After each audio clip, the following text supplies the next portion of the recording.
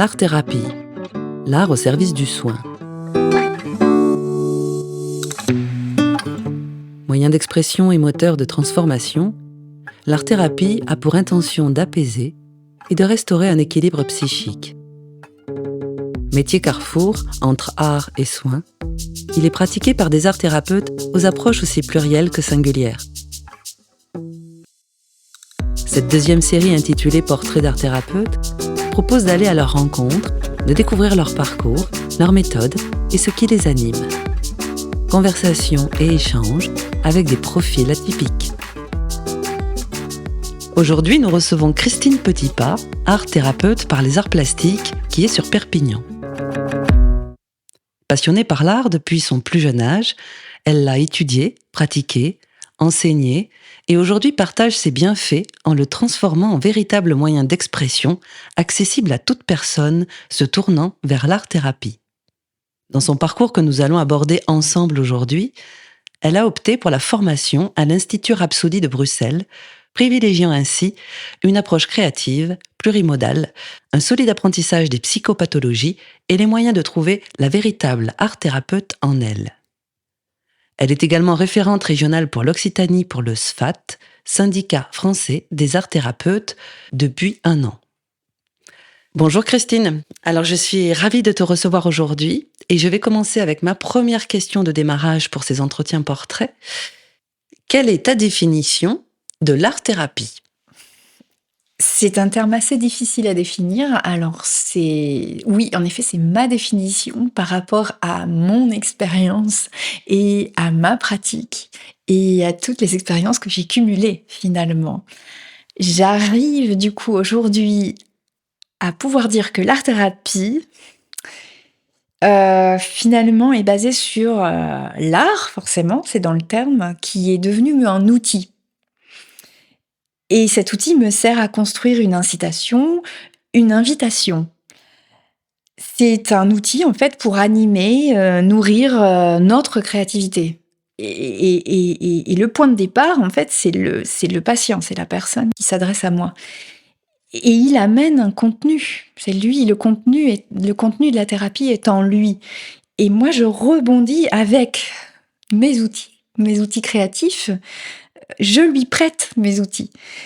Et à partir de ça, se crée un langage entre lui et moi et aussi en lui-même, un moyen d'expression qui nous permet d'aller un petit peu plus loin que ce que les mots nous permettent de dire, de transcrire. Et ainsi, on entre avec cet outil art-thérapie, on entre dans un univers symbolique, celui de l'art, de la créativité, un univers sensible, sensoriel, qui devient un vrai moyen d'expression. Ok, on a vu que en introduction, tu as une triple casquette. Tu as été à la fois enseignante, peintre et art-thérapeute. Peux-tu développer ici peut-être ce qui t'a amené à l'art-thérapie dans ton chemin ? Quel est ton parcours ? Et si tu peux nous toucher également 2 mots sur ta formation bruxelloise. Alors, je suis arrivée à l'art-thérapie de manière évidente. Je n'ai pas choisi l'art-thérapie. C'est l'art-thérapie qui s'est dessinée simplement, de manière évidente, sur mon parcours. J'enseignais les arts plastiques et les arts appliqués à des collégiens, des lycéens. Et je peins aussi, je suis artiste peintre, donc l'art est en moi depuis quasi toujours. Et j'ai été amenée à encadrer des groupes d'élèves en décrochage scolaire et donc c'est là que je me suis tournée, vers ces outils, d'accompagnement plus que d'enseignement. Et voilà, à partir de là, je me suis donc renseignée sur, l'art-thérapie en tant que telle, hein, vraiment dans une pratique, complète et non plus, heu, en supplément de mon enseignement et progressivement, je me suis formée, en parallèle de ma profession de professeur pour finalement ne me consacrer plus qu'à l'art-thérapie, et donc voilà, j'ai quitté l'enseignement pour devenir vraiment art-thérapeute. Donc ça s'est vraiment fait progressivement et de manière assez évidente et ça coulait de source quelque part. Alors, je suis allée à Bruxelles pour me former puisque je travaillais sur l'académie de Lille en tant que prof et j'ai trouvé à Bruxelles, un enseignement de l'art-thérapie, très expérientiel. Durant plusieurs années, on a testé, ces outils, ces différents outils qu'offre l'art parce qu'il n'y a pas que la peinture, il y a aussi, le théâtre, la danse, le clown, l'argile, le modelage, l'écriture. Donc j'ai testé tout ça grâce à cette formation pour trouver la thérapeute que je suis aujourd'hui. Ça a pris combien de temps? Cette formation dure 3 ans, et j'y ai consacré quelques années de plus, pour faire des recherches, plus de stages, plus de recherches, de rédaction. Donc, on va dire que vraiment, le métier d'art thérapeute, je l'ai exercé, 5 ans après le début de ma formation.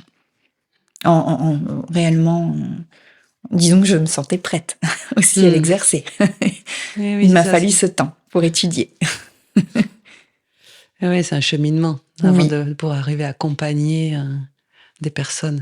oui, un travail sur soi aussi, être prêt Hmm. à accueillir parce qu'un art thérapeute ne accompagne mais avant tout accueille.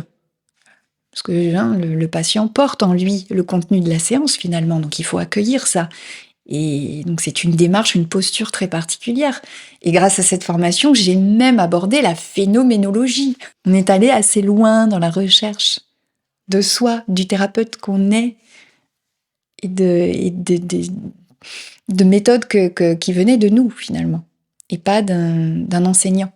Hmm. Oui, tu parles beaucoup d'outils. Il y a Oui, le mot c'est outil vraiment qui l'outil. revient. Oui, construire cet outillage en fait au fil des années aussi et de sa pratique. Donc peux-tu peut-être nous parler de ta pratique aujourd'hui, de où tu l'as fait, de comment tu l'as fait, avec quel type de public, comment toi tu l'exerces ce métier. Alors, ma pratique est basée sur l'univers des arts plastiques, qui est assez vaste. Et je n'hésite pas à utiliser vraiment beaucoup de matériaux différents. Ma formation m'a permis d'oser aller vers le plurimodal, c'est-à-dire plein de matériaux différents, que ce soit la terre, que ce soit les mots, que ce soit la peinture, le pastel, les matières sèches. Et en fait, finalement, ça amène un large spectre, et une souplesse, une adaptabilité en fonction de ce que les patients ont en eux, hop, grâce à ce large spectre, à hop, puiser, tel outil dans ma boîte à outils, créative. Et en fait, cette souplesse est hyper importante dans ma pratique parce que, au final, je m'adresse à un public, très, très différent, selon les institutions, selon le travail en atelier privé, selon mon travail en clinique, donc il faut s'adapter tout le temps, tout le temps. Et cette pratique est vraiment axée sur, une souplesse, une adaptabilité. C'est la variété des situations rencontrées qui font ma pratique, en fait. En institution, il faut être conscient des objectifs de la structure et de leur proposer des solutions plutôt que de partir de notre pratique à nous. On doit s'adapter aux besoins de la structure. On doit leur proposer des solutions et pas juste leur parler de notre pratique. Ils s'en fichent quelque part. Ils veulent les solutions. Donc il faut être souple tout le temps et s'adapter tout le temps. Cette pratique demande beaucoup, beaucoup de souplesse et donc de créativité. Finalement, le mot-clé, c'est la créativité et c'est pour ça qu'il faut être un artiste et être un grand créatif pour être à l'aise en art-thérapie et être capable d'accompagner et d'accueillir les émotions, les problèmes des gens, en fait, qui s'adressent à nous. C'est ça la richesse de cette pratique. Ce métier nécessite une très grande créativité et je pense que c'est sans doute pour ça que je suis à ma place. Je m'y sens vraiment à ma place parce que ça assouvit ma grande créativité aussi, ce besoin que j'ai de travailler en créativité. Tu parlais de ton atelier. C'est un lieu, enfin un cabinet, atelier. Du coup, j'imagine qu'on est à mi-chemin entre le cabinet et l'atelier. Peux-tu nous parler peut-être de cet espace? J'imagine qu'il est aussi à tes couleurs. Oui, j'ai toujours eu un atelier d'art partout où je suis allée. J'ai fait en sorte d'avoir mon atelier à moi déjà pour peindre, d'assez grand format en plus, donc il me faut voilà, pas mal de place. Parfois l'atelier était plus grand que mon logement. Et progressivement, en allant vers l'art-thérapie, j'ai ouvert cet atelier aux autres, donc à l'accueil de personnes en besoin d'art-thérapie. Donc, il est assez neutre finalement, parce que je n'expose pas mes travaux, ça influencerait trop le regard et le geste finalement, hein, ça dirigerait trop la personne vers quelque chose. Je veux pas lui dicter son action, donc je ne mets pas trop. Je ne rends pas visible mes tableaux quand je suis en séance d'art-thérapie. Il doit être assez neutre cet espace. Voilà, tout de même. Donc je range mon bazar avant la séance et je laisse à disposition des matériaux que tout à chacun peut utiliser sans craindre de ne pas savoir s'en servir ou toute la science de l'art-thérapie aussi, c'est de mettre à disposition le bon matériel. Suffisamment professionnel, mais sans éveiller une crainte du je ne sais pas dessiner, je ne sais pas peindre, je ne vais pas savoir. Voilà. Oui, donc offrir la toile blanche quelque part et aussi cet espace finalement qui peut être très inspirant, même s'il est relativement neutre, comme tu le dis. Ça peut être aussi pour la personne un autre espace pour permettre de se projeter, d'aller dans une autre dimension de lui-même aussi, qui permet ça. Complètement. Mais à la limite, je recueille beaucoup les avis des personnes qui viennent. J'essaie d'aller puiser en elles aussi et il y a quand même un échange verbal du coup pour ne serait-ce que récolter ça, savoir comment ça se passe, est-ce que ça éveille quoi chez toi. Donc il y a l'expression de soi, hein, rien qu'en cela, donner son avis sur le lieu, sur comment on se sent dans ce lieu-là, rien que ça déjà c'est exprimer quelque chose qu'on a en soi et parfois c'est assez, ça ouvre d'autres voies vers la création. Le lieu est très important en fait, le cadre est très important aussi. Et le lieu fait partie du cadre. Oui, c'est pour ça que je le relève là, me disant que ça peut être effectivement quelque chose de très inspirant pour ouvrir cette idée de nouvelle dimension. Une question peut-être sur ton expérience de praticienne, sur les bienfaits et les apports que tu as pu constater ou mesurer chez les personnes que tu as croisées ou accompagnées, en tout cas avec l'art-thérapie. Est-ce que tu as un petit retour là-dessus à nous faire ? Beaucoup de retours même, parce qu'après chaque séance, les patients expriment leurs ressentis, ce que ça a provoqué en eux. Très, très, très varié en fait, parce que souvent c'est de la détente, de la relaxation. L'anxiété est réduite, les angoisses même aussi peuvent disparaître durant une séance parce qu'on se consacre on se concentre sur quelque chose d'autre que ce qui est source de notre angoisse. On travaille beaucoup donc l'expression de soi. Donc évidemment, on devient spectateur, on extrait quelque chose qu'on a en nous. Donc ça aussi, ça a un effet, un changement de point de vue, donc un effet très bénéfique. Beaucoup d'émotions, beaucoup d'émotions. Des larmes, mais pas forcément des larmes de tristesse, hein. C'est des larmes de peut-être une évacuation de ces émotions bloquées aussi. Et puis ça, c'est à court terme, on va dire à la fin d'une séance, et on peut vraiment avoir des objectifs à long terme sur un vrai soin. Une vraie comme des séances de méditation où on va aller vraiment chercher à long terme un bénéfice sur des symptômes. Donc là c'est assez vaste parce que je pourrais pas vous donner un exemple particulier, mais on peut aller vers des objectifs sur des dizaines de séances, voire des mois et des années. Mais globalement, ce qui ressort, C'est la baisse de l'anxiété et presque un anti-stress finalement hein, aussi. Mm. Mm. Ça apaise, un effet très apaisant. Généralement, tu accompagnes les gens sur du long terme Oui. Ouais. En individuel, les gens viennent 1 ou 2 fois pour tester déjà. Et généralement, ils accrochent. Ils accrochent et ils continuent, ils poursuivent, ouais. Puis en institution, évidemment, là où je travaille en clinique, les groupes, enfin les patients sont admis dans ce centre de jour pour venir faire un travail thérapeutique, donc ils s'engagent sur plusieurs mois. Donc évidemment, j'ai du temps pour voir leur évolution, en discuter avec eux, poser des objectifs. Voilà, donc on a du temps et c'est précieux ça.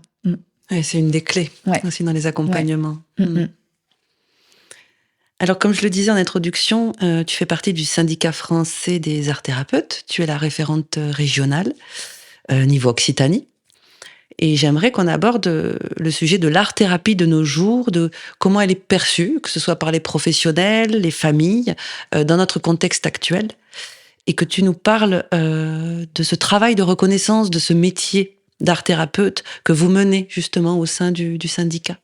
Alors le syndicat existe pour soutenir la profession et les art-thérapeutes adhérents à ce syndicat. Soutenir, ça veut dire soutenir un professionnel qui est souvent seul, parce qu'il y a peu de réseaux, il y a peu d'échanges, sur une profession qui n'est pas reconnue par l'État, donc on est assez abandonné.